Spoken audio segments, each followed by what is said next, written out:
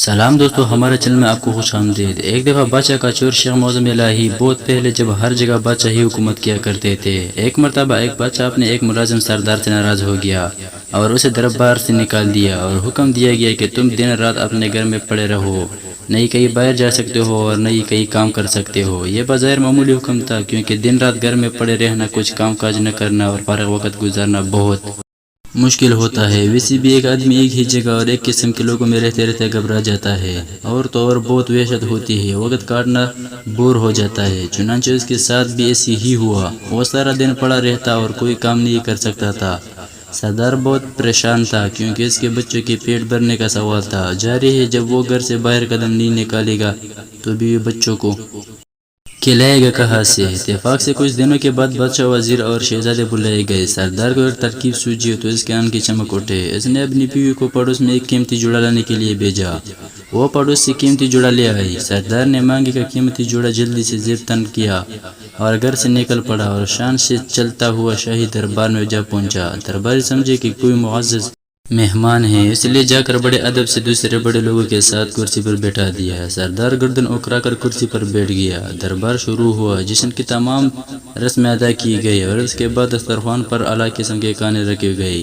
سردار نے بھی ہاتھ بڑھا کر خوب ڈانٹ کر کھانا کھایا اور پھر نظر بچا کر بڑی چالاکی سے سونے کی ایک رکابی اپنے لباس میں چھپا لی اور دربار ختم ہوتے ہی وہ حسین و 211 ہو گیا اور گھر آ کر بڑے مزے سے سارا واقعہ اپنی بیوی کو سنایا۔ اس کے بعد اس کی بیوی بازار جاتی اور سونے کی رکابی کا ایک ٹکڑا کاٹ کر فروخت کر کے کچھ رقم لے آتی۔ یوں سردار کی زندگی آرام سے گزرنے لگی اور پریشانی دور ہو گئی۔ ادھر دربار کے ملازمین نے دیکھا کہ سونے کی ایک رکابی کم نکلی ہے تو بیچارے بہت گھبرائے اور رکابی ڈھونڈنے کے لیے ادھر ادھر دوڑنے لگے۔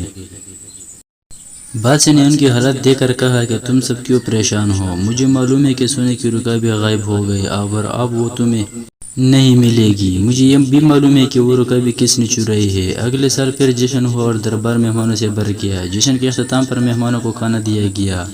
سردار اس موقع پر بھی موجود تھا۔ کھانا کھانے کے بعد پھر اس نے نظر بچا کر بڑے اطمینان سے ایک سونے کی رکابی اپنے لباس میں چھپا لی۔ دربار ختم ہو تو مہمان جانے لگے تو سردار بھی محل کے دروازے سے باہر نکلنے لگا کہ اچانک بادشاہ سامنے آ گیا۔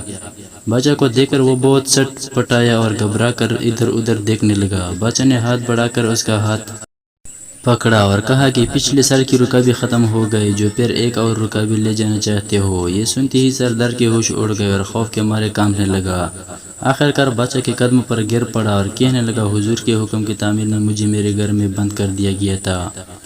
کئی مہینوں تک پریشان اور تنگ دست رہا، آخر مجبور ہو کر یہ ناجائز حرکت کی۔ حضور مجھے معاف کر دے۔ بادشاہ کچھ دیر سوچتا رہا، پھر کہنے لگا کہ اچھا، ہم نے ہی تمہیں معاف کیا اور تمہاری ملازمت بھی بحال کر دی۔ غلطی ہماری ہی تھی، ہم نے حکم ہی ایسا دیا تھا کہ آدمی بھوک اور تنگ دستی سے مجبور ہو کر چوری کرنے پر آمادہ ہو جاتا ہے۔ اگر ہم